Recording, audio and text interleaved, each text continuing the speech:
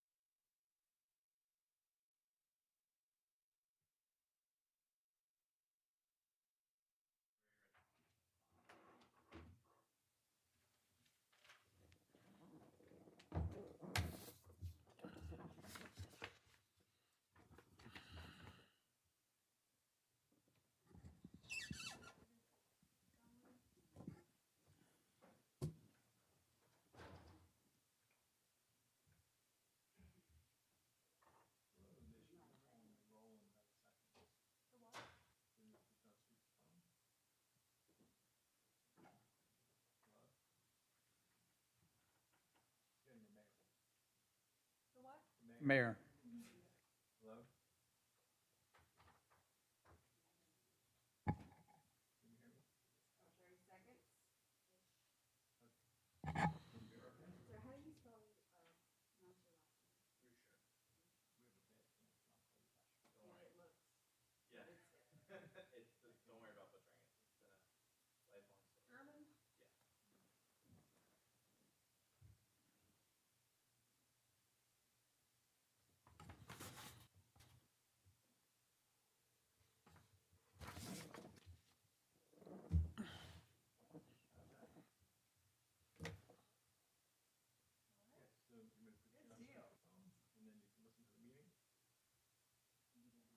Here it is.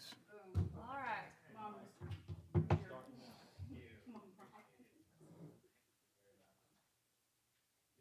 He's on. Mayor's on.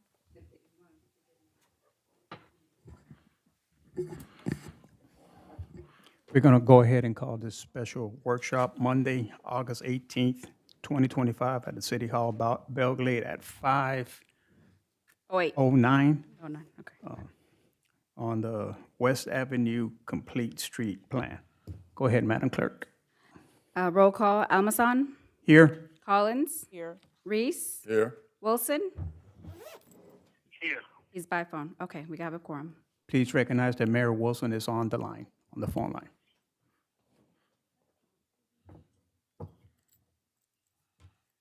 Approval of the agenda. I need a motion for approval of the agenda. Motion approved. Second. Roll call. Almason. Aye. Collins. Aye. Reese. Aye. Wilson. Thank you. 4-0. Motion carried. The business is West Avenue A Complete Street Plan by Brian Ruscher. Good afternoon, everybody. Brian Ruscher. I am the TPA's Transportation Planning Agency's Deputy Director of Multimodal, and I'm here today to present a study on West Avenue A. This was a request from Mayor Wilson, who sits on the TPA's governing board. In, I want to say, late 2023, we had a meeting between our executive director, our staff, and the city mayor, where he asked us to please come out and look at the Main Street for the city of Belle Glade and see if we can come up with some capital improvement projects to provide a little bit of a better walking, biking, driving feel to West Avenue A. We're very proud to have concluded this study at the end of June of this year. We have a lot to get into in terms of today, and I think I have about 45 minutes, maybe a little less, ish with the agenda. So I'm happy to roll through this. If you do have questions at any point in the presentation, I know it's a lot of information, it's very technical, please feel free to pause and raise your hand. I'll be happy to obviously yield to questions throughout the PowerPoint. So before I get into any of the things on Avenue, I do have my standard government-y spiel about what our agency is and what we do, the reason why we exist. Obviously, our mission is to collaboratively plan, prioritize, and fund the transportation system with a vision being safe, efficient, and connected. The TPA has a governing board member of 21 elected officials, 14 staff. We have three technical committees, of which your own Zatek Marin sits on our technical advisory committee. And of course, Mayor Wilson has sat on our governing board for years and years and years. We're very proud to have him. He is a staple for the governing board, so we appreciate him and all the time that he's given and all the emphasis on projects that have been moved forward through his leadership. The transportation planning process for us largely starts with a 25-year vision, which we then translate into a 5-year funding plan. And that 25-year vision really looks at everything from demographics, how we're going to grow as a county and as a region. Obviously, we are one traveling public between Miami-Dade, Palm Beach, and Broward County. So we really try to establish that program and fund things over the next 5 years. And what that amounts to right now is about $3.2 billion of work that we prioritize in the state. That includes everything from rail improvements, lighting, road capacity, and pedestrian and bicycle infrastructure.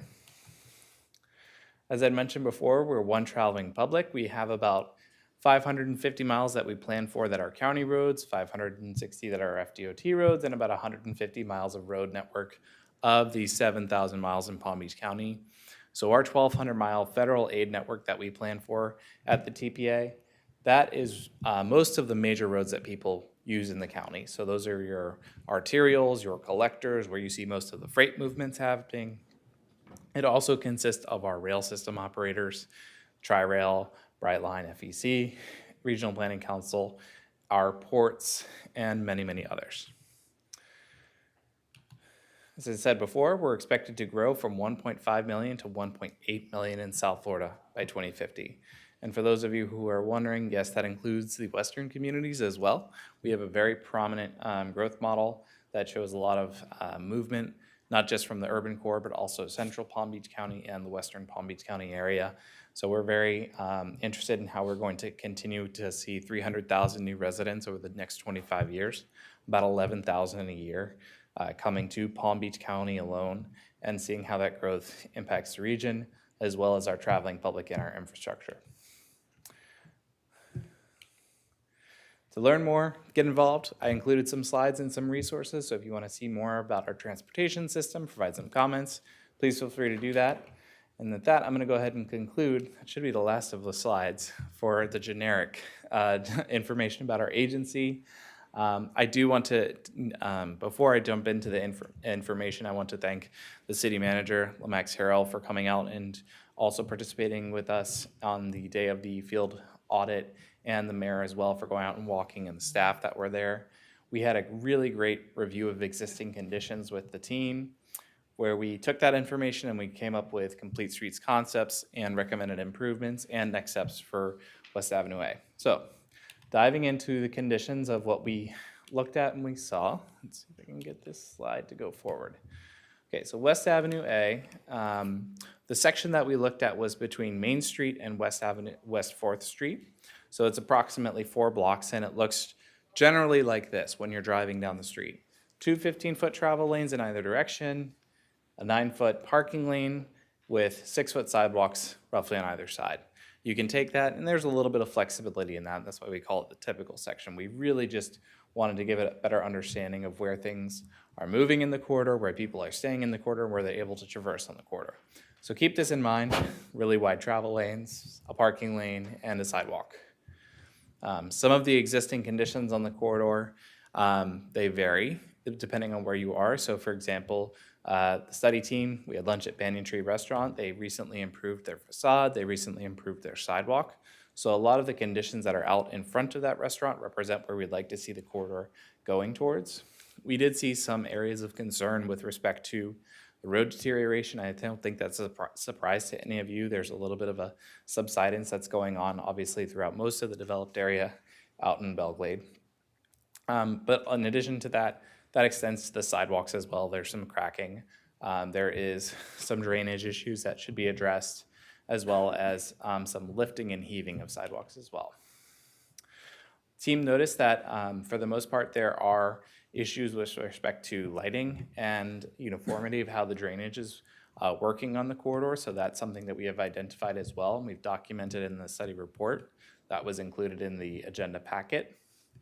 The corridor does have a lot of work to be done with respect to sidewalks and drainage, as well as with design standards for the intersections itself. This includes everything from how we treat the intersections for moms walking with strollers, which we did observe out in the corridor, to if someone were to be using a wheelchair, how they would interact with the street. So at conflict points, we want to make sure that the push buttons for crossing the street are up to standard. The materials that are used across the sidewalk are all kind of uniform, as well as making sure that the subsidence that occurs, if there is any occurring, can be addressed and mitigated in any particular way. So these are some of the things that we saw on the corridor. To give you an idea, we did also see that this was probably the most prominent, one of the most prominent transit stops in the vicinity of Belle Glade in terms of activity and in terms of people trying to catch a bus going eastbound back into the urban core of the county. We did look at population demographic background, so I'm going to spend a little bit of time on this because I think it's important to understand not just the overall picture where we reside in Palm Beach County, more narrowly Belle Glade, and then specifically Avenue A. Population-wise, there seems to be a lot of people living in the immediate vicinity of Avenue A. There's a lot of housing. There's a lot of access to institutions along the corridor. There's a number of churches. There's a number of government functions that are kind of all within that vicinity that really contribute to the liveliness of Avenue A. I've heard, and I've yet to find any, but I know that there is documentation that Avenue A was once the main street. So it's not surprising that Avenue A is still kind of a beacon of people, and their density for Avenue A is twice that of the population density for Belle Glade people per acre, and even more so on top of that, Palm Beach County. Similarly for jobs, it's 3 times the jobs per acre compared to the overall city of Belle Glade, as well as the household density. There's about 2 people that live per acre in the city of Belle Glade, but when you look at Avenue A, there's 3 people. So there's families, there's institutions, there's jobs, there's a lot of things that are going on in Avenue A. That demographic information extends even beyond that of Palm Beach County. So when we're talking about educational attainment, there are some needs in terms of zero vehicle households. You know, 40% of vehicles or 40% of households in the corridor don't have access to a motor vehicle. So we have to think about how people are going to walk, how they're going to get access to transit, and how they're going to access jobs and services in the county. There's about 3 times the disabled population in this area as well, which lends itself to having a greater need in services for Palm Trend Connection, or maybe using the Go Glade service. There's a lot of needs that are being provided for by the county that hopefully are being met for this area, but we think that with this project we'll be able to meet their needs even better. So to give you an idea of the work that we completed and how we structured our Avenue A study. The TPA is a very large planning area to care for. We have everything from Tequesta to Boca Raton, and from Belle Glade, Pahokee, and South Bay, all the way to Palm Beach. So we are not the most in tune, obviously, at all times with the community, and what we try to do is we try to provide really, really robust technical information to the city staff so that you all are aware of what you need to do, the next steps that you need to take, and how to move the project forward if you so choose. So the way we structured this was that we performed a walk audit with city staff to go out and engage with some of the businesses that are along the corridor. We had city staff in terms of the manager, the CRA director, Public Works team, building and permitting, and planning and zoning. We also had representatives from Palm Beach County's Housing and Economic Development, as well as Fire Rescue and some business flair as well.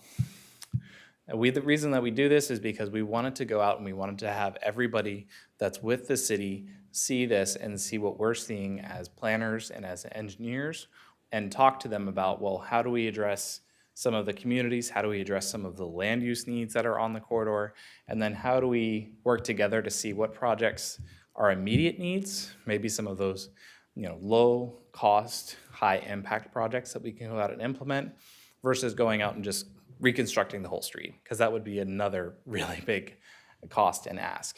We also went out independently of the walk audit on 2 separate occasions to go and observe the street at night and in the morning to make sure that we were trying to get our eyes on the street and get a little bit more of a holistic report. We did see a lot of activity at night. It can be quite a festival type settings at times, and we really appreciate that. We think that that's what makes a Main Street great. So we want to continue that. We want to encourage it as best we can, and we want to make it as safe for everybody and as welcoming for everybody as possible. Some of the observations we saw is that the new restaurants that are coming or have already kind of landed on West Avenue A are very successful. We think that that is going to continue to contribute to the success of West Avenue A if you can build on the businesses that are successful and offer them resources to continue to thrive. There are other observations in terms of the street is that we notice that there are a lot of institutional uses along the corridor. So for example, if you have a lot of government or a lot of religious institutions, that's great if you want to provide services to the people. You would want to come up with a good mix of what those uses are. If you have a main street that's exclusively driven by an institutional use, your tax base might not be as high, and you might not be able to provide that high quality of a service because you won't be gaining as much from your main street. So that's one of the things that we reflected on as a study team in the field, was that we want to make sure that if county government properties are going up for sale, that they maybe are also looking at private purchasers so that you have a good mix of uses and a good tax base and foundation, because your main street is your greatest driver for your revenues as well. In terms of the pedestrian presence we saw, lots of families, lots of mothers with children, lots of people going to the transit connection there. The grade and the roadway itself, how it's constructed now, it's almost like a platform and then a steep drop and then the sidewalk. So it makes it very hard to navigate with a mobility device, whether it be a wheelchair, or stroller, or otherwise. So that was one of the earlier recommendations that we had for the city to possibly take on if that was possible. When we went out to the team, we did want to come up with a series of categories and provide for improvements to the community to look at. This looks at access, safety, connectivity, comfort, and placemaking. And I have examples for all of those that we'll walk through. So some of the street specifics improvements, and I know we have these pictures from all over Palm Beach County. There are key improvements that you want to make, and then there are ones that you obviously could hold off on, things that you maybe don't need to do right away. So the key improvements that you probably want to make are getting your Americans with Disabilities Act standards in place, making sure that your curb ramps are built correctly, they're built to standard, making sure that your sidewalks aren't lifted and heaved, and making sure that you have appropriate speed control mechanisms in place. I know it's not that big of a deal, but just making sure that speeding isn't an issue on the corridor, which can happen if it's not as well used. Some of the required things, the things that are nice to have, textured intersections, landscaping, parklets, those are really great things for you to get and to have as a community. Maybe it's not the highest priority right now because they are more expensive to cost, to build, and maybe they are more expensive to maintain. So getting the things that are going to make your community really welcoming and accessible to all in place first are the key elements that we wanted to focus on for this slide. And what does that look like? So going back to that slide of where we had the typical view of the street, taking into account that this is just a flat picture, it's not three-dimensional at all, so we're not trying to show dips and rises in the street. We did want to show that there are options for all of the different types of improvements, and going back to that table that I had with the many categories, we actually propose that in the future that your staff take these series of slides forward as almost like a game, where you could cut up the street into different sections and drawings and take 10 foot wide travel lanes, 9 foot wide dining options, and 11 foot sidewalks, and see what kind of benefits your community would get from that. You could also similarly cut up the street in another way, which has travel lanes, a parklet, or dining on the north side of the street, which is the right side of your screen, or landscaping on the south side, the left side of your screen. And the reason that you want to do this is to show the variables and possibilities for the future. We really don't have the capacity to do public input in this community, and we didn't scope for that.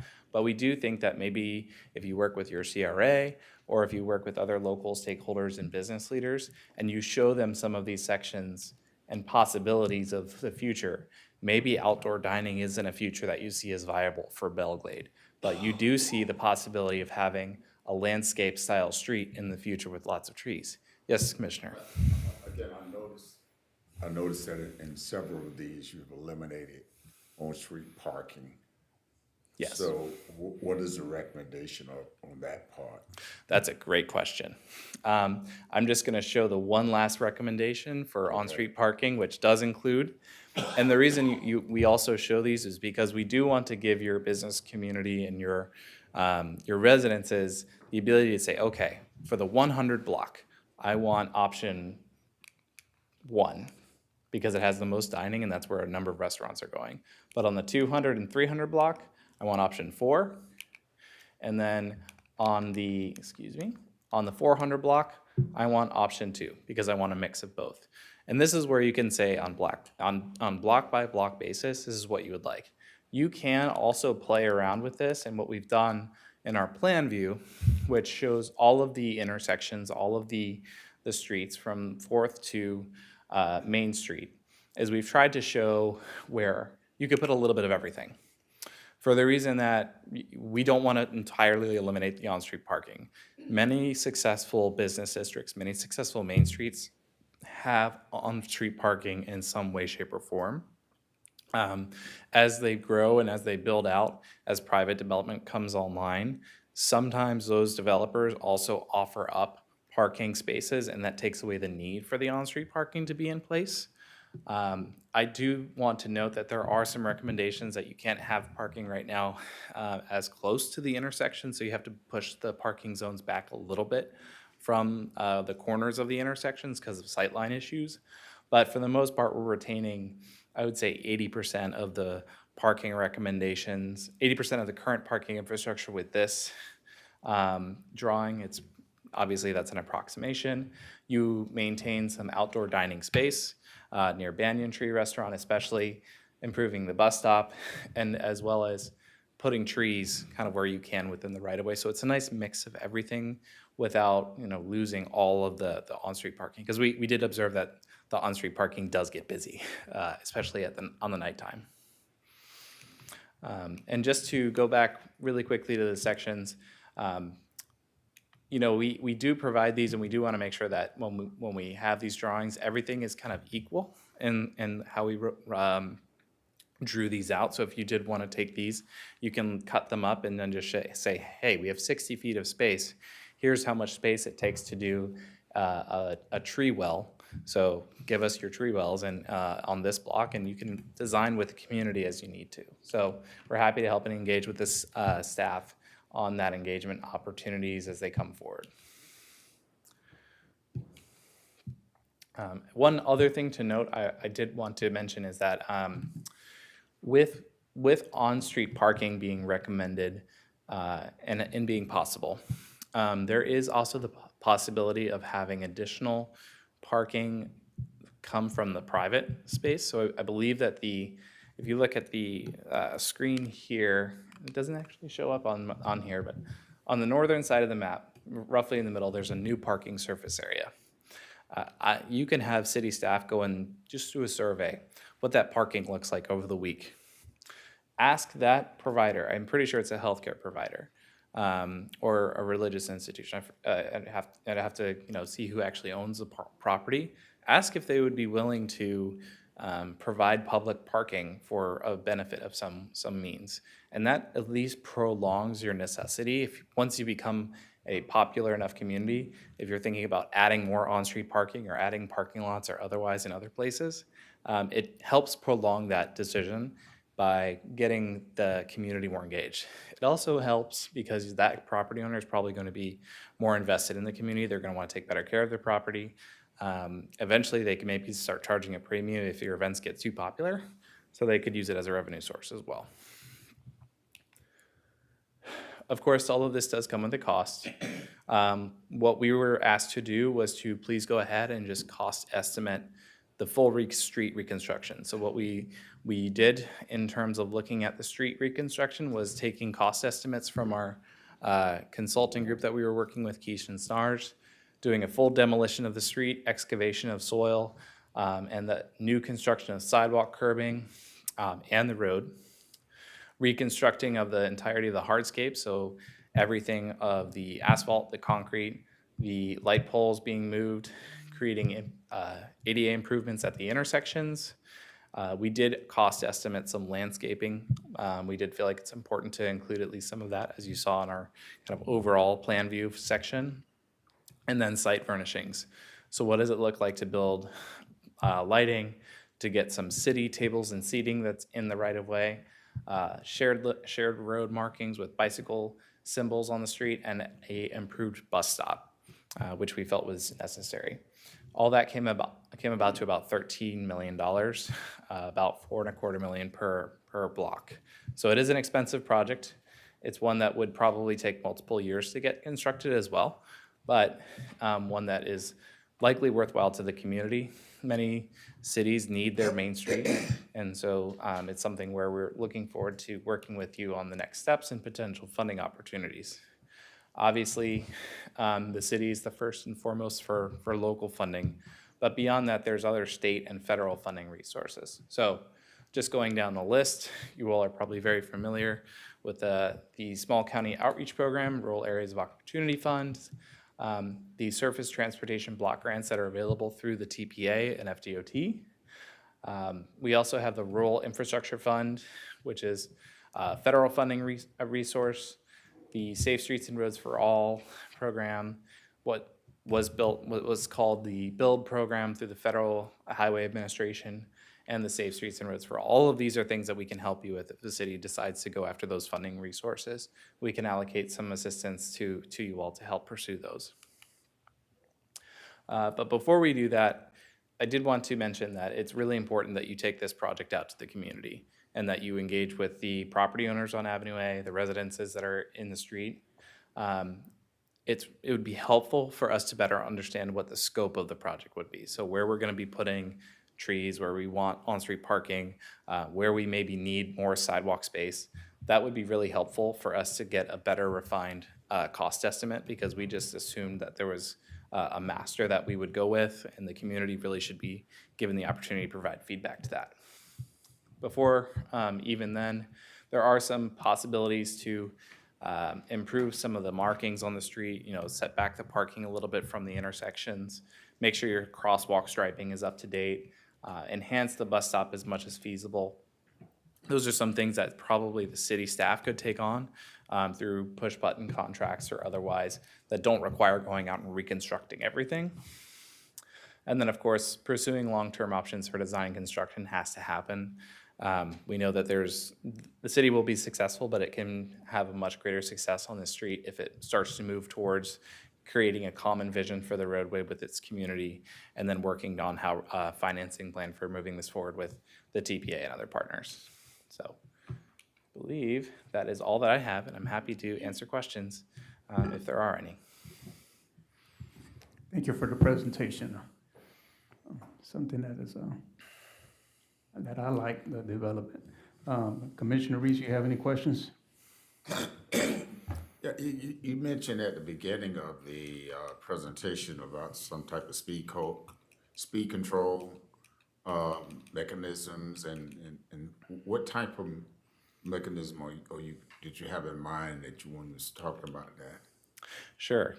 There are options in terms of what's on this screen is probably the most appropriate. It's called a curb extension. So I mentioned before in the on-street parking, you have to set it back a little bit. You can do multiple things with that space, but most communities, what they do is they try to extend the sidewalk out into that buffer zone, so that they don't have to just paint it and leave it be, because that can create some issues with how people obey the street. Now, what you do when you build the curb extension is you make the curb, you build it into the street. You don't actually lose any travel space for the car, but it makes the corridor feel visually narrower. So that's how you would slow things down north and south and east and west. We didn't observe a whole lot of speeding. There was some people who obviously came into the street pretty quickly from Main Street, or that were traveling north and south on some of the crossover streets where the canal has a signal. But for the most part, it wasn't that big of an issue. It's just kind of in those entranceways to Avenue A's where we saw the biggest need for those improvements. So you're saying basically slow it down by the highway design itself? Right, yeah. You don't want your highway or your main street to feel like a highway. It's a continuation of the highway. Okay. And this is strictly focusing on the streets, not necessarily the buildings and that nature. We did have a lot of conversation about, the buildings itself. There are opportunities to work with the Regional Planning Council on a really robust, redevelopment plan. There are opportunities for improvements that could come from this. We don't necessarily focus on land use as an agency, but we do dabble in it quite a bit. And I've worked on multiple Main Street projects throughout the state and in Delray Beach, many in Central Florida when I worked with the state of Florida at the Recreational Trails Office. And they use they leverage land use quite heavily in the success of their Main Street. They want to ensure that their community vision is set forward. Everything from how building frontages address the street with windows, with lights coming from the building at all hours, with how maintenance for the sidewalk is detailed, how there's one particular surface treatment that you're allowed to use, whether it be pavers, concrete, or asphalt. They set standards for that. So we do have some information that's in the packet about that, but it's not the heaviest focus of us as an agency. We're mainly focused on building the federal aid network, which is a really, really robust and technical term for, we want the roads to be built. So land use is definitely a part of this equation, but it's not something that we focus on. Commissioner Collins? I don't have much, but I really do love this little setup and the environment that it will bring. But I did wanted to ask, I'm not sure if zoning allows for that, but is there opportunity to go up to have dining on top of some of those Absolutely. buildings? Yeah.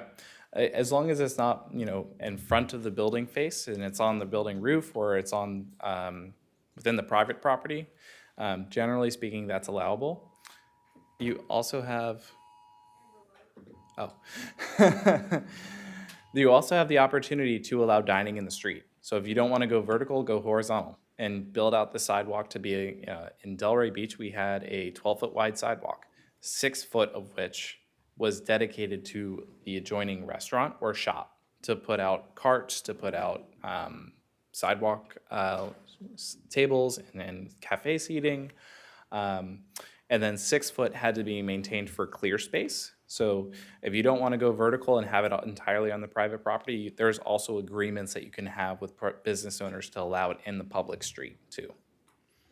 Yeah, so again, my question was, I'm not sure if zoning allows for dining to be on the rooftop, but that's what I was asking. It would be allowed, you can do that. It's Okay. possible, yes, you can do that. Thank you, Mr. Kramer. Yeah, I think Sorry. that would bring some attraction as well too. Gives a different feel of downtown. Absolutely. And the view shed that you would get, I'm sure that on Yes. clear days you can see, pretty far. So, agreed. Okay. That's all I have. Thank you.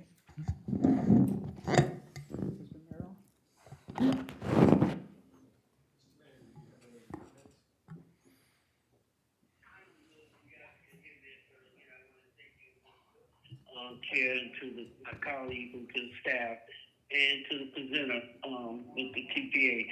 You guys don't know how blessed we are to have them. When we first requested this study of review, they did not hesitate at all to come out to the Glade. We all know that Avenue A needs an overhaul, and it's going to be an expensive project. But we can care less about that because it's got to get done. But I want to thank the presenter for giving us. My question is, at some point, are we going to have to buckle down with the options? Are we in that part of the ballgame now? I recommend that the city do come up with its what we call preferred alternative to move forward, and that would help us, at least if we could get like a memo from the city that's informed by public input, 2 pages that kind of says, hey, for these blocks, let's have this type of treatment. And from that, we can update our study and we can start asking DOT when they can come out and work on getting this program moving forward. So that would mean getting onto our list of priority projects. And then ultimately our funds do come after some time. We don't fund things immediately. Nothing happens immediately in the transportation funding world. But once you get into our project pipeline, like our State Road 80 lighting project, or other major projects that we have kind of ongoing, they do eventually get funded. So it's important to start that process. And the sooner you can do that, the sooner we can put you into the pipeline. Well, thank you for answering that question. So, Mr. Chair, I was strongly urge us to maybe give it the manager and staff and start put something together to get the community input, because we don't need to sleep on this, because I'm telling you, they have the energy ready to go. We need to start pushing it. And if I make a comment too, I appreciate the list of grant opportunities that you provided to us. And once again, I would encourage staff to begin looking at as many of these opportunities as we can to put in the funding for this particular activity.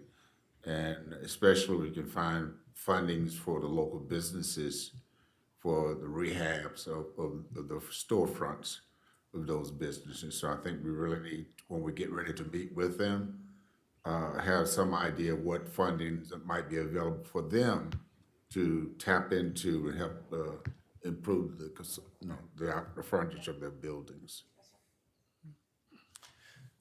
I have a couple of comments. Mr. Vice Mayor. You didn't speak to electric bikes or electric scooters. Yes. And that's something that's everywhere. Maybe a charger station or something around the bike, maybe work with Palm Tran to have a parking station there. And my other concern, I want there's a lot of people, like you say, that walk around the area. So lighting is very important to me, and safety, and also cameras. So when we do the street lighting enhancements and everything, I think CCTV would be important, because that just gives everybody a better sense of safety, that, somebody's watching you or stuff. And it's just more inviting when, there's cameras and you can see, hey, he, parked over here and that was his last spot, entering this restaurant, or he went shopping there, and then from there he disappeared. So those are my comments on that, is on the safety and electric bikes. I know because it's coming, people, use them here, and unfortunately they're on sidewalks, some on streets. There's really not much way to regulate them or enforce them, but and I know they're gonna use them to come there. Absolutely. So Mr. Vice Mayor, couldn't agree more on both of your points. So I'll start with street lighting. There's two ways to handle that. One is the city provides light poles in the street, and I think that's the most common approach. You provide a uniform street lamp. You either purchase the poles yourself, or you work with FPL and come up with an agreement for that and get them installed, or you put them kind of on the poles that are out there. That is definitely a recommendation for us. I think it's more of a long-term thing, because there is a high capital cost to that. Or alternatively, getting businesses to provide sconces and lighting on their storefronts. And that's a nice, curb appeal type approach, and having the business owners just install a light before they open up that, operates at all time of day. And then you have illumination, at least in that frontage, for the time being. So there's a couple of approaches you could take there. I would echo your sentiments about e-bikes and e-scooters. They're definitely everywhere. And what your point about Palm Tran, I think it's a great point, that maybe some e-bike charging or long-term e-bike parking for people who are making the trip on the 40 into downtown, that maybe they have some secure bike parking or secure charging access as well. That's a really great recommendation. We'll carry that forward as we continue working on this. That's a wonderful recommendation. That being said, they are everywhere. Some of them are nuance users. We are hosting a micromobility workshop that's going to cover state statutes on what cities can do to regulate on September 10th at the TPA. So I'd encourage you to register for that, or have your staff attend, either in person or virtually. Thank you. Any more questions from the council? Any public comment? No, sir. No, sir. Well, we heard your kind of direction or what we need to do. Staff has heard it, and I think, we're gonna follow your suggestion there about getting up concepts or more defined so we can present it to the TPA and hopefully start working with y'all on applying for grants and start going that way. So we appreciate your time and everybody there at the TPA for the wonderful project. I mean, it's very, very, very nice, and it's something definitely needed here in our community. And no better street to start than Avenue A to really.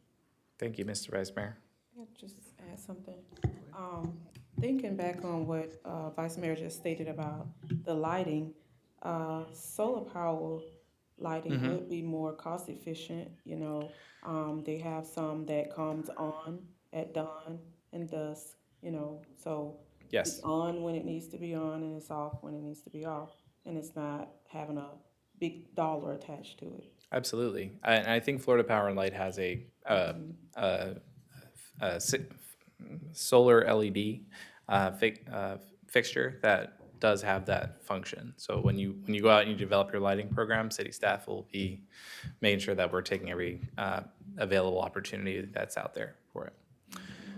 I did want to close, if that's possible, by just saying that we're here as a resource for you and for your community. And we do want to make sure that if there's any opportunity to help you out with the county transportation master plan process that's underway right now and identifying project needs, we're more than willing to do that, work with your staff, and potentially help out again with the consultant resource for if you need a mobility plan or otherwise, we're happy to help. I'd just like to add something, Brian. Thank you so much. Thank you. I'm sorry? I can't hear you. Oh, can you hear me now? Yeah, good deal. Brian, I'd like to thank you and the whole TPA team for this well-elaborated presentation. You guys did a phenomenal job. This was a really, really good study. I'm really excited and really pumped up for it. A presentation like this and a study like this costs a lot of money, so I'd like to highlight TPA. Thank you guys so much because you guys saved us a lot of money on this. This is great. We're excited. Not a lot of towns and not a lot of cities, at least in South Florida, they don't have their main streets anymore, or the little downtowns that they used to have, and so we're very lucky to still have our CRA section in town, and I'm really excited about the things that we can do. I'd also like to add on there, I appreciate you guys for letting us know about the grants. We will definitely take into consideration. We're actually working on a couple of them. We just need to decide another date to have a workshop or something set up with the commissioners and the community to also have like a little survey or finally decide on what we want to do. But yeah, for sure. Definitely excited about this. So thank you so much. Thank you so much. I appreciate that. Thank you all. I appreciate your time. With that, we'll adjourn the meeting.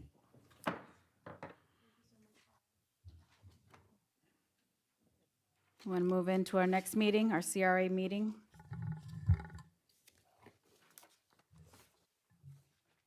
This is a We call special to order meeting. the CRA meeting at 5:50. Go ahead, Madam Clerk, call roll call. Amazon, Here. Collins, Here. Reese, Here. Wilson. Okay, we have a quorum. All right, next in line is invocation of Pastor Reese, and then we'll do the pledge.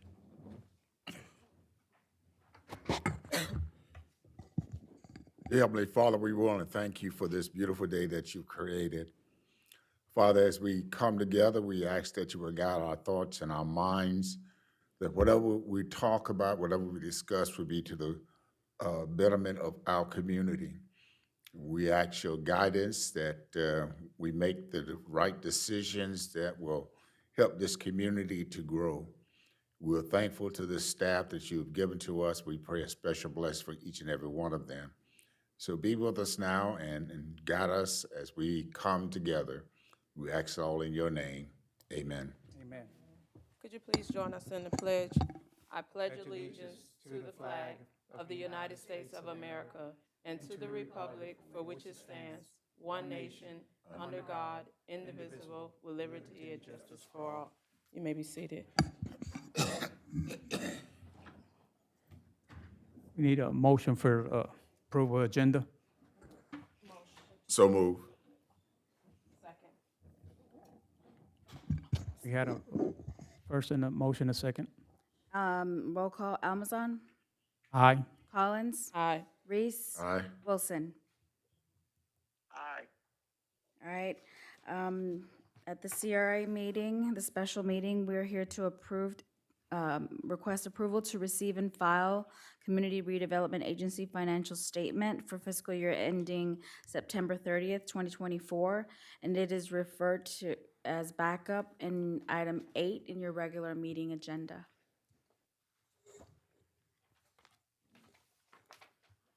Would like to make a motion? Anyone has any comments, questions? Everybody received their packages? Yes.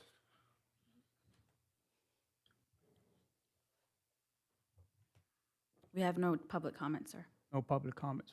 No. Okay. So we need a motion to accept this. Motion to move. Second. We have a motion and a second.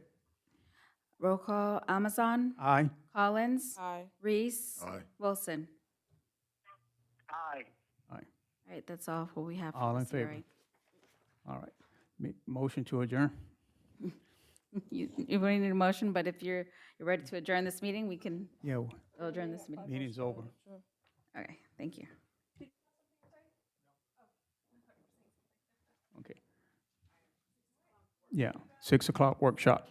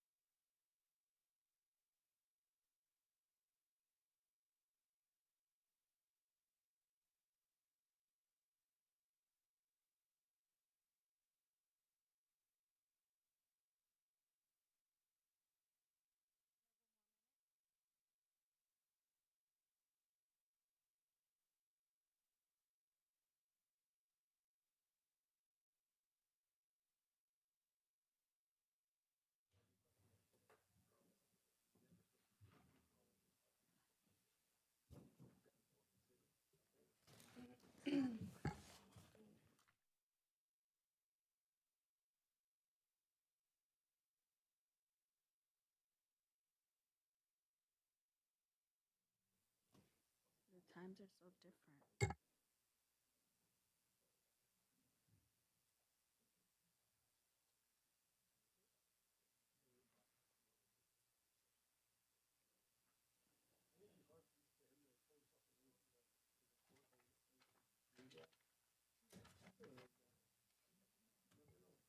Mayor, Commissioners, mics are live.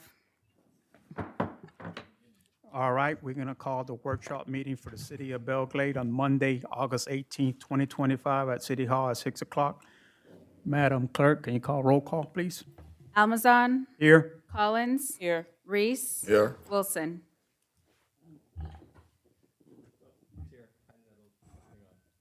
Okay, so we have a quorum with Wilson via telephone. Here. All right, we have the mayor on the phone. Approval of agenda, need a motion? Motion to approve. Is there a second? Second. We have a motion and a second. Almazan, Aye. Collins, Aye. Reese. Aye. Wilson. Aye. All right, go ahead, right. Madam Clerk. Under presentations, we have our Employee Safety Award recipient. Unfortunately, due to unforeseen circumstances, Ms. Brown is not able to make it today. So we'll give her, that's my admin, that's my right hand. I'll give her her check. So we'll just, we'll say that in the regular meeting. There is a recommendation to hold the Nolan Holden Minor PA 2024 Annual Comprehensive Financial Report during our workshop. Do we have Yeah, a we can go ahead consensus and to try move to do forward it. with that? Is in our everybody workshop? good? Okay, We have a consensus. okay, great, thank you. Now we need the representative from Norton Holton Minor. Please state your name. Good evening. Good evening. Is your mic on? I think, yes, just, Yep, there it goes. Good evening, I'm Terry Morton, I'm a partner with Nolan Holton Minor. And I'd just like to hit some of the highlights of the financial statements and open it up to any questions you might have. And first of all, it is an annual comprehensive financial report, and that means it's got a lot of extra information that a lot of governments don't put in. It puts you in probably about the top 20% of financial reporting across the country, which is something to be proud of. And part of that process is your statements get sent to Chicago and they get judged by 3 different people going through about a 20 or 30 page checklist, making sure you've got all the required disclosures. So that's something to be proud of, and you've had it for a long time now. And some of the extra stuff that's included in here is the introductory section, which gives you a little more background about the city, and it has a transmittal letter, and it has the organizational chart and all the principal people. And really what makes it nice is it's also got a statistical section. And that is about 20 or 30 pages, and it's got 10 years of statistics in there. And that's the main reason why this is a nice award to get, because a lot of the bond writers and debt people really like having all that information so they can analyze it, or even if your citizens wanted to go back, they've got 10 years of historical audited information they can look at. And it's really nice to see the trends and stuff. And then as far as the stuff we actually give an opinion on is our audit opinion, as in prior years, is we call it an unmodified or clean opinion, which that means the financial statements are fairly presented in accordance with generally accepted accounting principles. And just to hit some of the financial highlights is in the general fund, your fund balance went up about $400,000 compared to prior year. And your unassigned fund balance, which is what the money you've got going forward into the subsequent budget year, was down about $400,000. But the main reason for that is you had already assigned about an extra $800,000 for the 25 budget. So really it was it's still a net increase. And on the income statement in the general fund, the same thing. Your revenues were up about $250,000, and your expenses were down about $1.5 million. And so that gave you a net change of an increase of about $400,000. And then in enterprise funds, all 3 of them had a positive net income this year, or 24. The garbage and solid waste was about 200,000. The marina was 160, and the stormwater was 137,000. So that's, again, is good. And as in prior years, all your funds were within budget for the year. And then just to go over some of the other reports we issue, government auditing standards requires us to issue a report on your overall compliance with laws and regulations, and then on your overall internal control system. And we had no comments on either of those issues. And then because you've got a large amount of federal and state funding, we also have to do a separate, where we give an opinion on your compliance with this federal and state grants. Again, that was a clean opinion. There was no non-compliance noted. And we also look at the internal controls over those programs. And again, you have a very good system of internal controls, and we didn't really notice any weaknesses.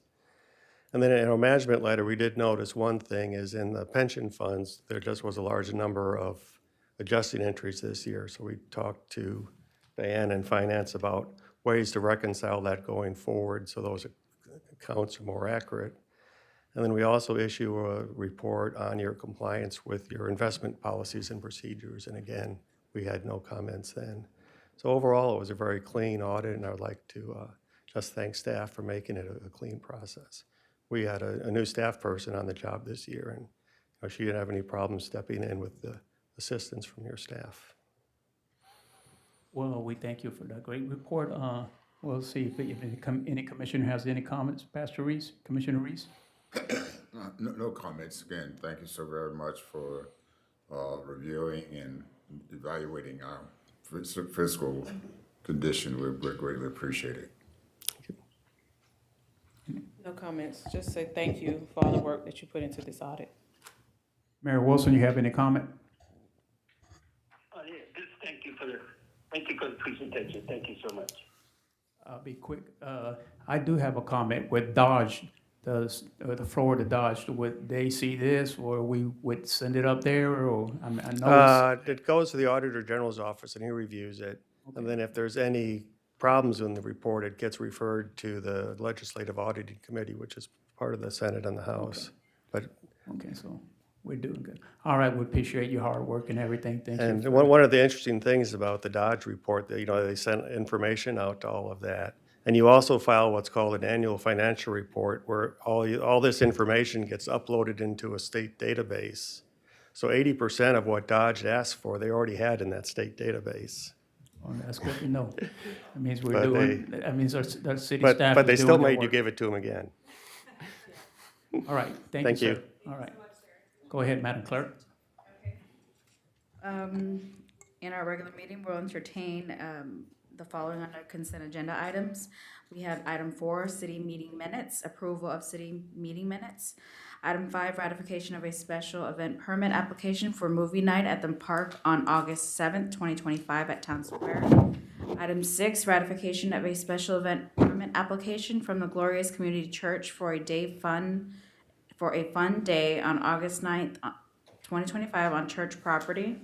Item 7, approval to receive and file notification of the 2025-2026 group health, dental, and vision insurance rates with Public Risk Management of Florida Group Health Trust, and authorization to pay premiums accordingly. Item 8, approval to receive and file Community Redevelopment Agency financial statement for fiscal year ended September 30th, 2024. Item number 9, approval to receive and file comprehensive financial report for fiscal year ended September 30th, 2024. Item 10, approval of the 17th addendum to the Law Enforcement Service Agreement with Rick L. Bradshaw, Sheriff of Palm Beach County, and the City of Belle Glade. Item 11, approval of change order number 1, authorizing up to 10 additional test holes and up to 7 soft digs to perform for Basin H1 stormwater improvements projects, and approval of budget transfer number 25-T-040 in the amount of $7,750. Item 12, authorization to apply to the State of Florida Department of Management Services for Florida Local Government Cybersecurity Grant Program for fiscal year 2025-2026. Under adoption of resolutions, we have Item 13, granting approval to enter into the mutual aid agreement for hurricane disaster debris removal, reduction, and disposal with Phillips Heavy, Inc. for debris removal and reduction disposal services, granting authority for the mayor to execute said contract. Item 14, approval of emergency purchase for order for emergency stormwater drainage improvements and for other purposes. Item 15, approving the City of Belle Glade Code Enforcement Agreement, CDBG Code Enforcement Agreement between Palm Beach County and the City of Belle Glade for the use and benefit of the county's Community Development Block Grant Program. Item 16, supporting the development of countywide transportation master plan.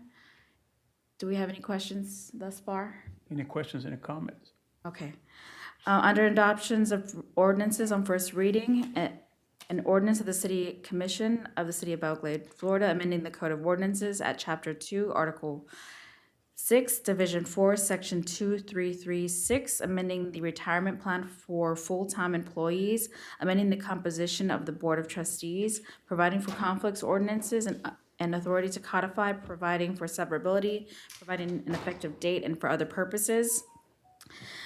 We have under announcements, I'll mention that at our regular meeting, and we do have an add-on as item 18 relating to selection of developer and direction to begin contract negotiation relating to the Gove property.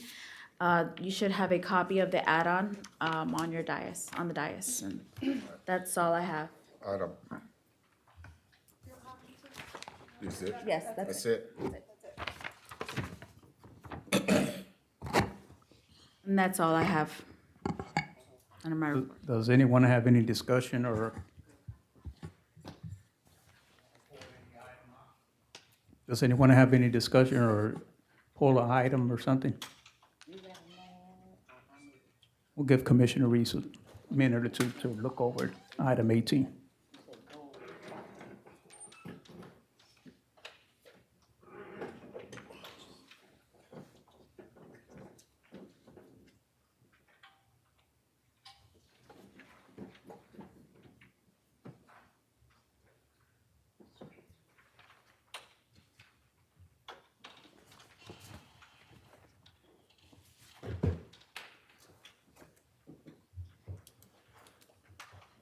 You're good, Commissioner Reese? Everything good? Yes. Yeah. Mayor Wilson, you have any comments or anything?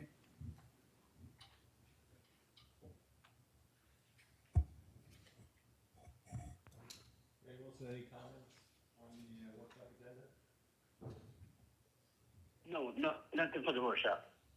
All right, and then, so we'll recess till 6:30. Adjourn till 6:30.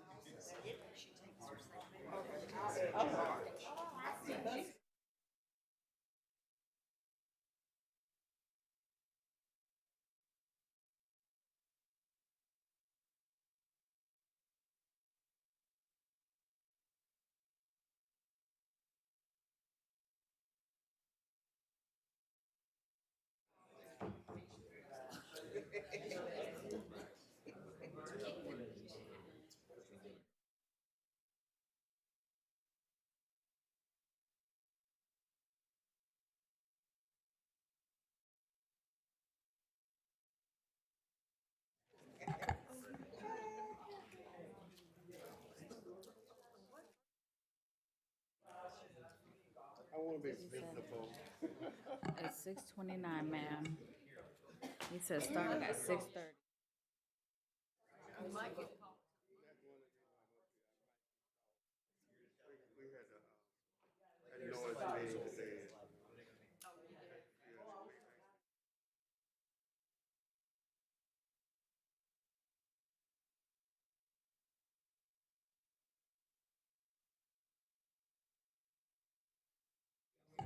Commissioners, mics are live.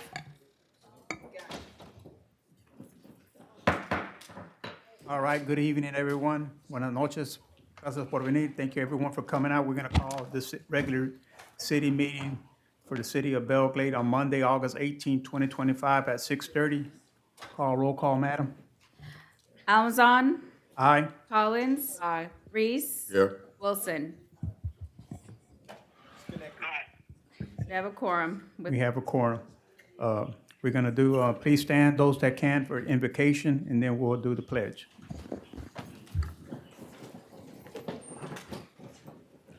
Heavenly Father, we are truly thankful, Lord, for this day that you've created. We thank you for the love and compassion you show to us each and every day. Father, as we come together this evening, we invoke your presence to be among us, that you may guide our thoughts and our conversation, that it'll be one that would truly honor you and be the best for our community.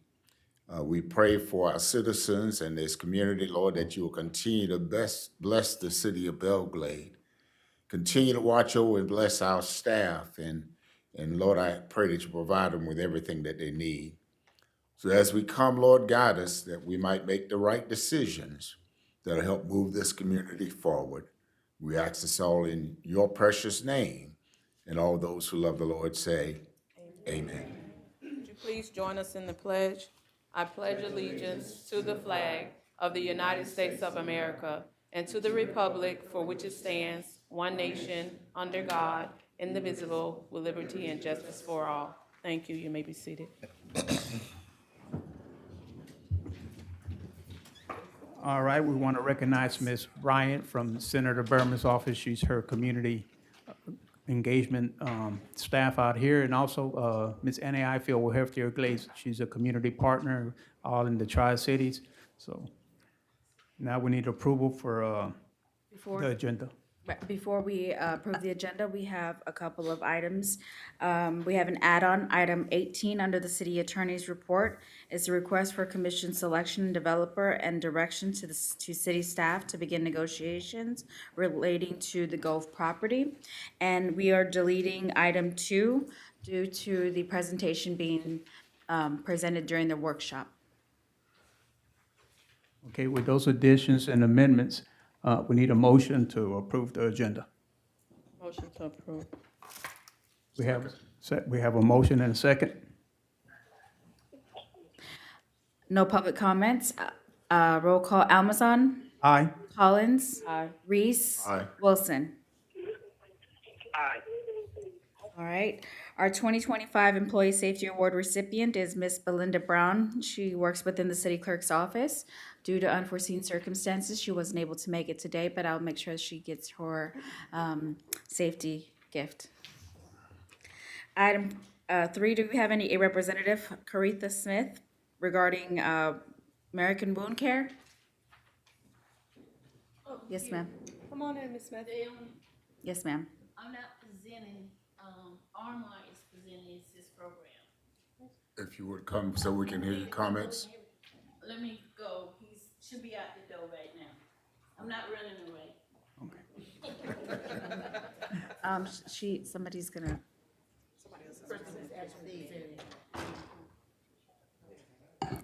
Do you want to move forward and approve the let's consent move agenda forward, items? yeah. Okay.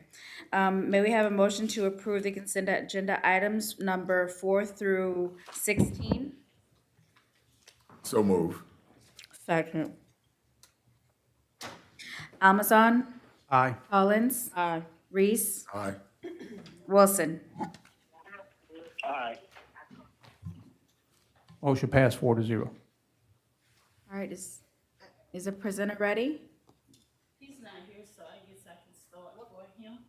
Okay. I don't know how well I can do it, but I'll try my best.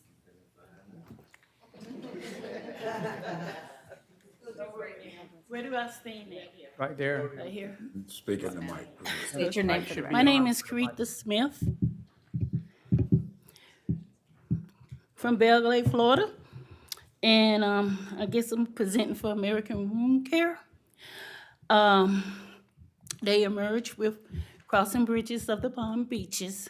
So a lot of our clients, residents, don't have to go to Palm Beach for their wound. We opened up a center for them right here in Belle Glade.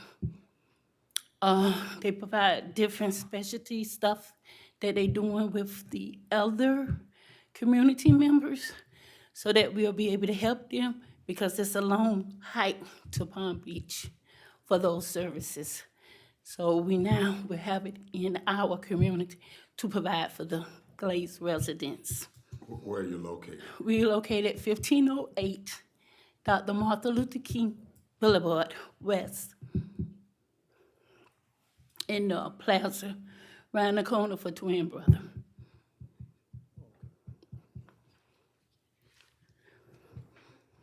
Is there any other questions? Well, again, you can, if you want to come back again and sort of give us more details, we feel like you need to, that'd be great. Okay. But, thank you. Can we get like a couple minutes, because they said they in South Bay, they on their way here. And it's his program, if it's okay. The crossing bridge is not being presented. Yeah. Yeah. So have You to didn't- stay to the didn't bring agenda. any flyers or anything, or they have them? He has the flyers. He's on his way. All right. Thank you. So we'll go through the agenda, and then I'll make a recommendation if you Yeah. want to entertain something, if we haven't already ended the meeting. Correct. Okay, we'll move forward. All right, so under adoptions of ordinances is on first reading. An ordinance of the City Commission of the City of Belle Glade, Florida, amending the Code of Ordinances at Chapter 2, Article 6, Division 4, Section 2-336, amending the retirement plan for full-time employees, amending the composition of the Board of Trustees, providing for conflicts of ordinances and authority to codify, providing for severability, providing an effective date, and for other purposes. Need a motion. Need a motion? So move. Second. We have no public comments. Is there commissioners' comments? Any commissioners comment? None from me. No. No. All right, roll call, Almazan, Aye. Collins, Aye. Reese, Aye. Wilson. I got that as an aye. Yeah. Okay.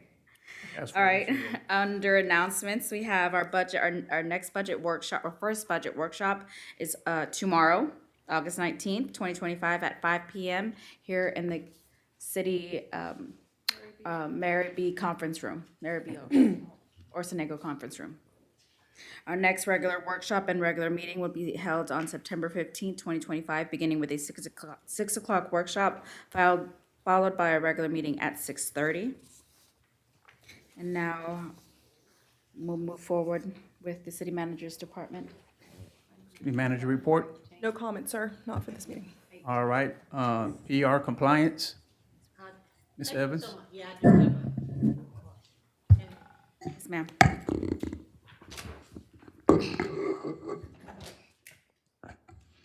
Thank you so much. Last week, we attended the Florida League of Cities Conference in Orlando, and we brought this wonderful plaque back to show you we won an award this year, the City of Belle Glade. We were awarded for our senior home rehabilitation program that we started a couple years ago for our senior citizens. It stated that our application stood out from other applications and reflected solid commitment to the citizens that we serve.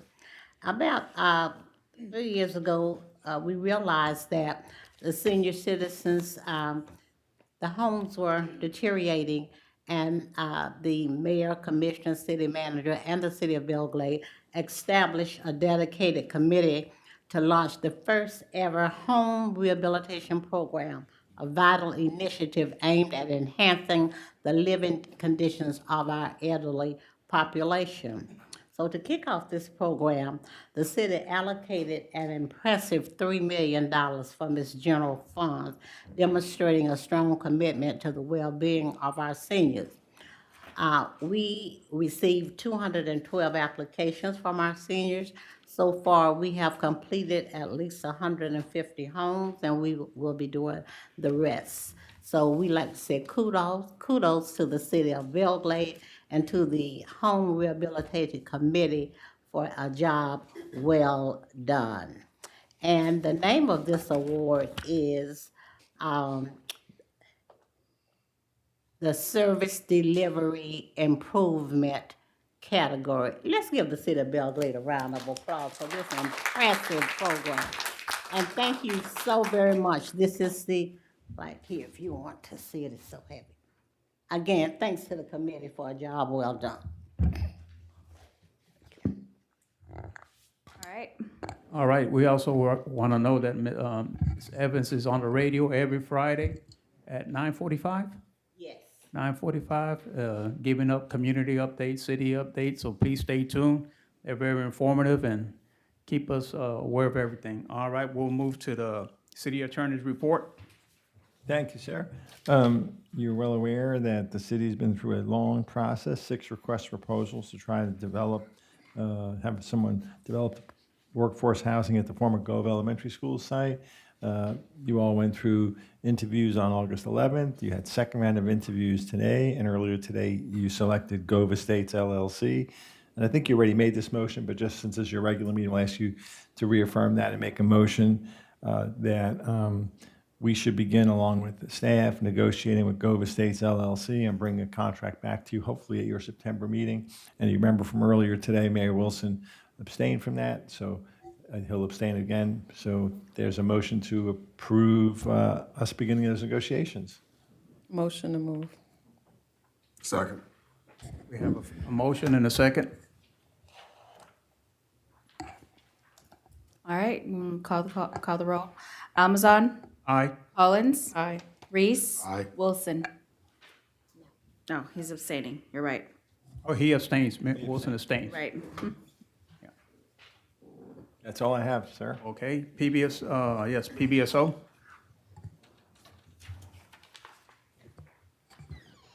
I just have 2 comments I'd like to make. One, I know the commission was concerned about noise complaints. We've, over the last 60 days, we put a lot of effort into it.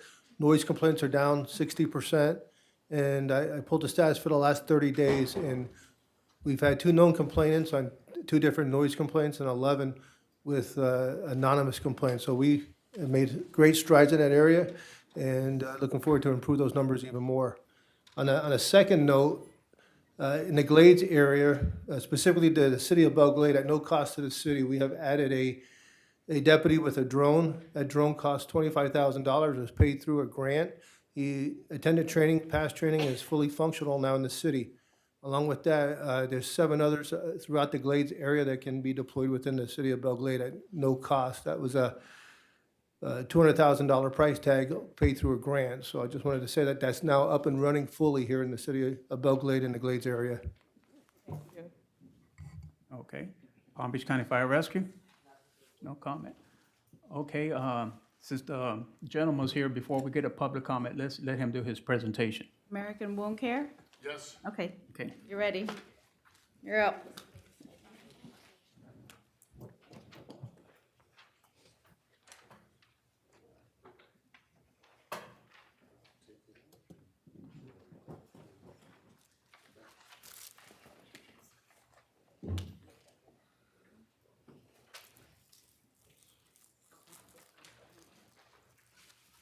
Please state your name for the record.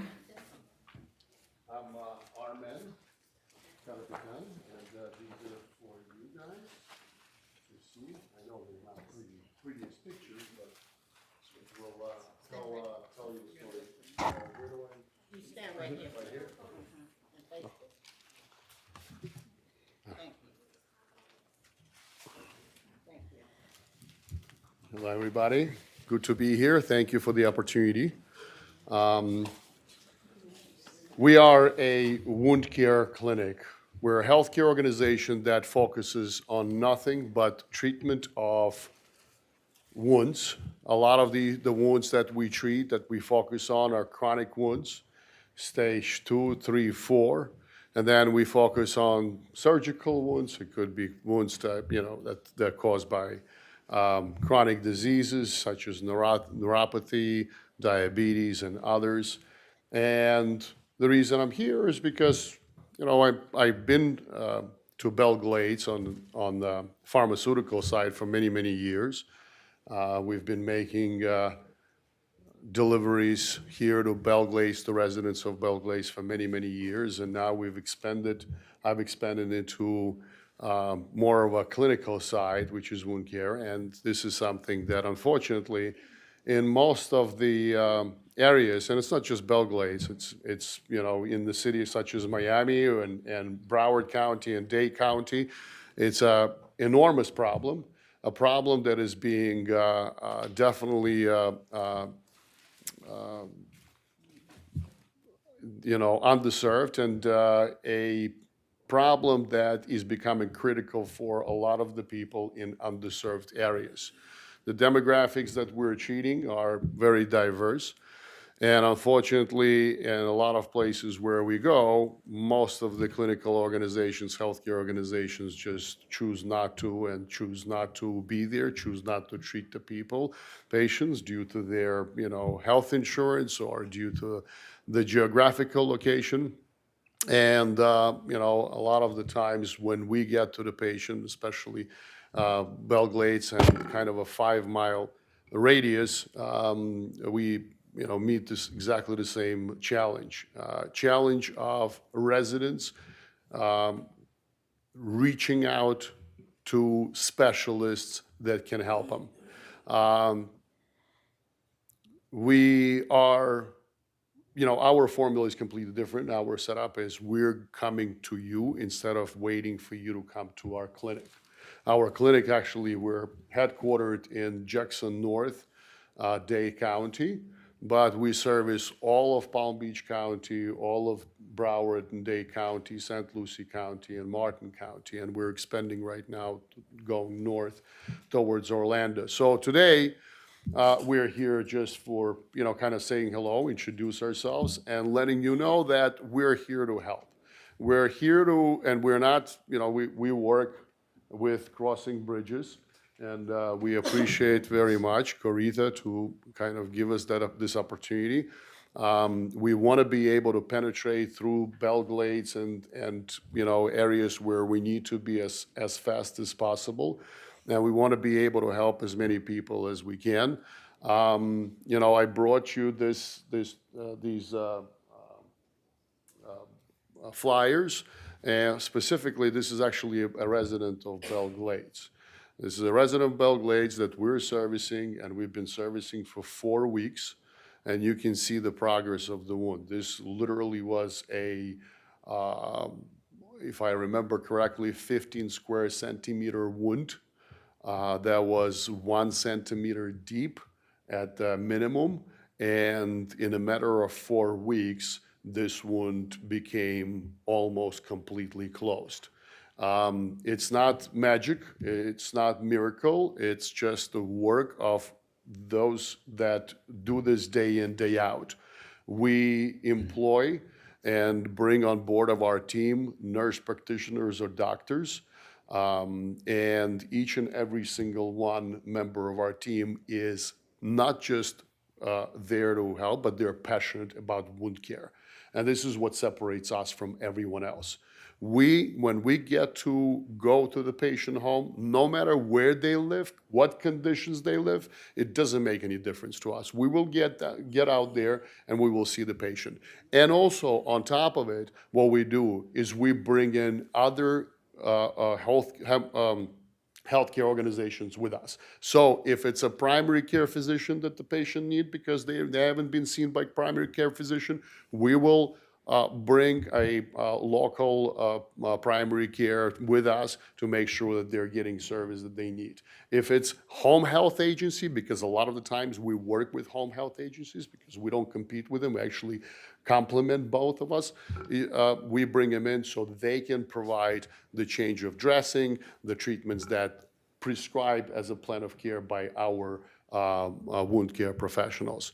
So we wanted to let you know, guys, that we're here and we want to work with you because we know you're the leadership. You're the eyes and ears of this community, and we want to be able to, by jointly working with Carita and her organization, Crossing Bridges, we want to be able to help penetrate to the community, get to those that need our services, and also get them to those that are difficult to kind of get to. We can bring into Crossing Bridges and treat them right there at Crossing Bridges. Those that we're going to be able to come to the residents, we're going to come to the residents. Those that are going to need to go to hospital, we'll get them to a hospital. A lot of the times I take patients right into my car and I drive them wherever they need to be. So and our providers do the same thing. So like I said, we become part of the team.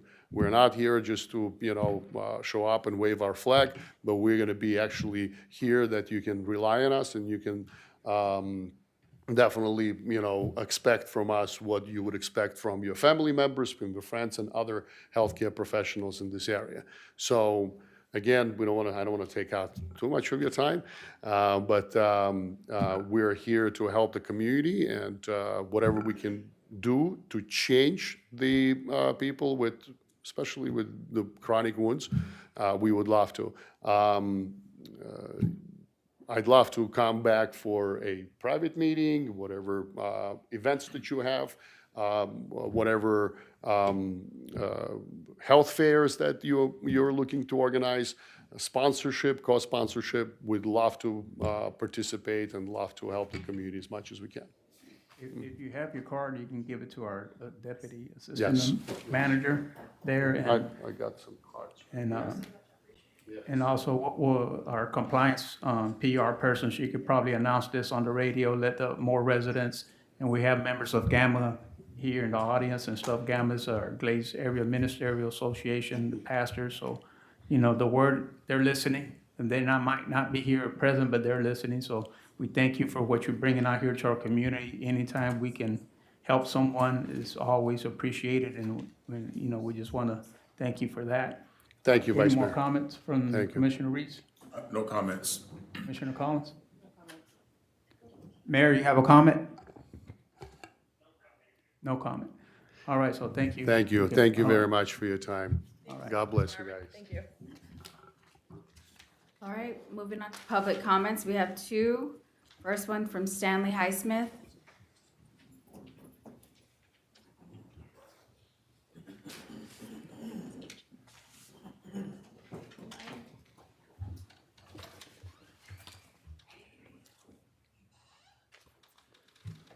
Good evening.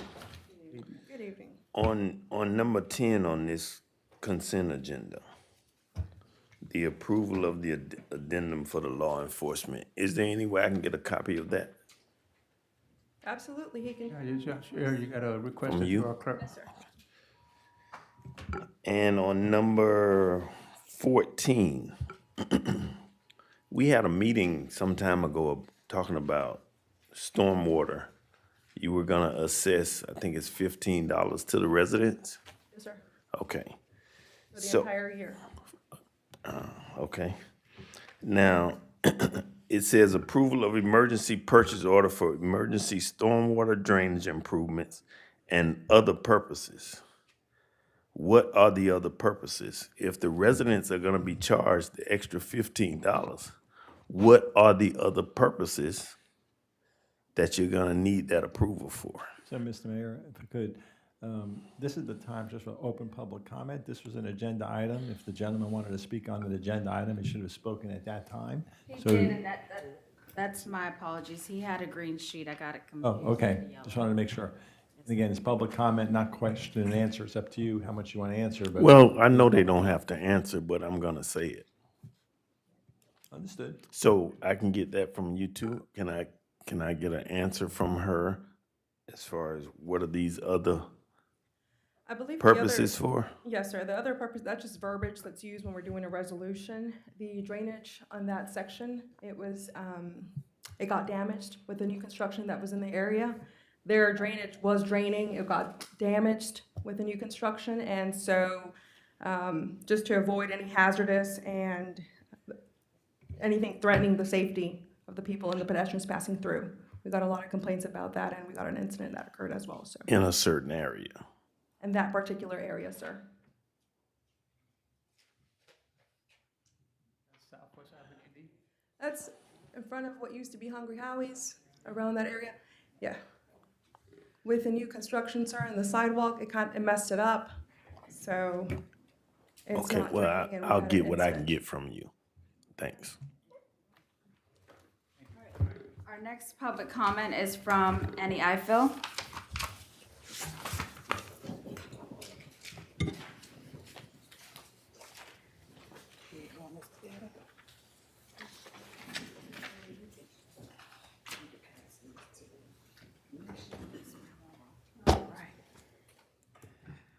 Okay, good evening, Mayor Commission. Good evening, residents. Annie Eiffel with Healthier Glades. I'm here to give you some updates of some upcoming events that are happening specifically for Healthier Glades, but the community at large. The first thing I want to talk about is our mini grants. So Healthier Glades have been providing mini grants to residents, grassroots groups, and nonprofit organizations who are physically in the Glades now for the past 7 or 8 years. So it's that time again for us to do it. This week, we're kicking off our mini grants by offering workshops. We realize that some of our residents and grassroots organizations training on how to apply for grants so they could be successful in completing the application and possibly be awarded. So starting this Wednesday, we are partnering with Glades Recovery Hub in Belle Glade to host the workshops from 5:30 to 7. And what it is a specific topic every week. So we'll be doing it every Wednesday from August 20th to September 17th. And so we'll be doing that. And then after September 17th, I think September 29th, the application process will be open. And you'll have a certain time to submit the application. So if you are a resident that has been doing work in the Glades, and our focus areas are health and wellness, resident engagement, youth, anything dealing with youth, advocacy groups, if you want to create like a support group in the community, this is a grant that you can apply for. So if you have any questions, my information is on the flyer. I have some extra flyers that I can give out to the community as well. So that's one. Number two, Healthier Glades is celebrating 8 years in serving the Glades community. And so what we're doing is we're hosting a community celebration on August 25th at 5 p.m. And it's going to be at St. John First Missionary Baptist Church. Thank you to St. John for allowing us to use the space. We're going to be, this is an opportunity for residents and community stakeholders who may have never heard about Healthier Glades or may sometimes confuse us because, you know, you have a Healthier Glades, a Glades Initiative, a Guardians of the Glades. So sometimes people get it confused, but this will be an opportunity for you to learn a little bit more about Healthier Glades and the work that we've been doing in the community for the past 8 years. So that'll be this Monday coming up at 5 o'clock at St. John. The last thing I want to talk about, Healthier Glades is working with some residents in the community for an event that we're going to host in October leading up to the Muck Bowl. So as you know, we've noticed that there's been a lot of community celebrations around Muck Bowl time. And so we said, why don't we do something with the seniors? Not saying that it hasn't been done before, but what we wanted to do is do something fun and educational at the same time because we're starting to see a lot of folks are being diagnosed with early onset dementia. And so myself, along with Ms. Finney, we're doing an event called Arts on the Muck. And this is going to be like a pep rally celebration where we invite all the senior groups to come together. Healthier Glades will provide the lunch for them and host some activities in that space. It's going to be October 22nd from 11 to 2. We're working on the location right now. We would love to have the location at the Lois Lewis Center. at Mary Evans Center, so we want to have it there since we already know they got the senior group there. And so that'll be October 22nd. Myself, along with the Finneys, and some other folks from FAU, we're working on coordinating this activity together. So once I get more details, I'll come back at your September meeting with more details, but we'll be working behind the scenes on how to make it happen. We've already reached out to some of the Parks and Rec departments to encourage their seniors to come. We've already, Dr. Weeksy reached out to Quiet Waters and Silver Tree as well. Anything else I missed on that one? Yeah, so I'm working with community, so as soon as I get more information, I'll send it. And also for the celebration that we're having on the 25th, if you're interested in coming, let me know and I can put your name on the guest list. And I think that's it for updates on my end. Said it's the 25th or the 22nd? Which one? So you have a celebration on the 25th? August 25th, this Monday. St. John's. Oh, okay. Yeah, that's the one at St. John. And then the 22nd, you said. October, that's October 22nd. That's gonna be from 11 to 2. And we're trying to secure the location, but that's Arts on the Muck. Come on. She's working with me. Hello, everyone. I'm Katrina Finney, just for the record.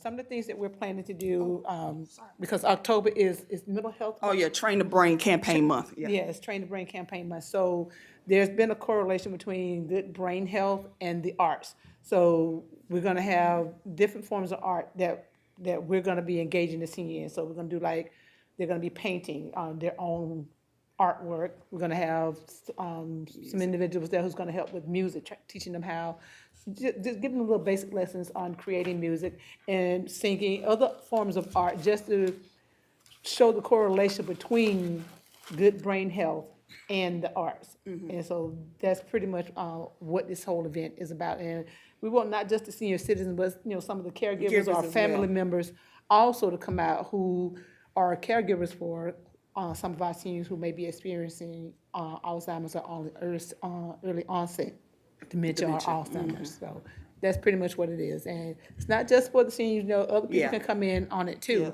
But it's gonna be a fun event, and since it's Mutt Bowl, we're gonna encourage them to go dress in your colors. Yes. Maroon and gold. Because I Yes, got on blue, maroon don't and mean gold. nothing. Maroon and gold, just so you know. Maroon and gold. But that's pretty much what it is. We want it to be a really nice, fun event for our seniors, but it's gonna be full of art, and everything they create, they'll be able to take home with they'll be able to take home with them. So it's almost like a paint and sip, but with music and other artistic activities. events. Yeah. Yeah. We're hoping it's gonna be, want to get them excited, so absolutely. Okay, thank you. Thank All you. right, thank you, Ms. Andy, for everything you do in the community. All the You're- Glades. you're welcome. Thank you. There are no more public comments, sir. All right, so we'll go in closing with commissioner comments. Commissioner Reese. Again, I want to thank everyone for coming out this evening. I want to commend our finance department on the good work they did in keeping our finances in order. That was a good read. The package that you gave to us was showing what fiscal year looked like, as well as for the development, CRP. And so again, we want to commend you on that, and just tell you to keep up the good work. And again, staff, thank you for all that you do to help this city to move forward.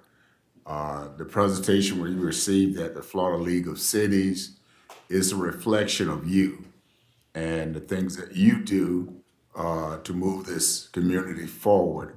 And so I just want to thank all of the staff. I see a lot of things that are taking place in our community, a lot of dilapidated buildings that are coming down, and streets being cleaned. So again, we just want to commend you for the great work that you do. And to our citizens that come out, we thank you for coming out as well, sharing your opinions. And if we're going in the wrong direction, we thank you for helping us to stay straight. And so we just look forward to hearing from you. So again, PBSO, thank you for what you do. Fire Rescue, again, thank you for the service you give to us as well. but want to hear a little bit more from you, though. Okay. Thank you. Commissioner Collins? Yes, I don't have any comments, but I just want to say thank you to all of our departments here at the City of Belle Glade, to all of the staff, to all of those entities that collaborate and work with us, and each and every one of our residents that comes out to support us each and every month. Thank you. Mayor Wilson, you have any comments? No, just thank the staff, city manager, deputy manager, everybody to the audience, and thank you to my colleagues on the dais. Thank you all to the PBSO, city attorney. Thank you all for the work that y'all do for the city of Belle Glade. God bless you all. All right. So I just want to say, school's open. Let's be careful out there while we drive our children. Our kids are walking to school. So being alert, there's no need to speed. You could hurt one of your loved ones out there. So please take your time going through the school zones. And even if you're not going through a school zone, please be alert. I'd like to thank our city staff, Mr. Johnny, Ms. Diana, all of our directors. This is a team. This award that we just got is, like Pastor Reed said, it's a recognition of all our employees and our whole community. It's not, when Belle Glade gets something, it's for the whole town, not just for the commissioners. So it's for everybody here. PBSO, first responders, we appreciate what y'all do in protecting us and keeping us safe. And most of all, I'd like to thank all our residents for coming out and engaging with us and just being here and listening, those on TV or here in person. Thank you for coming out and expressing yourself. And with that, I'll call it a good night and adjourn this meeting at 7:05.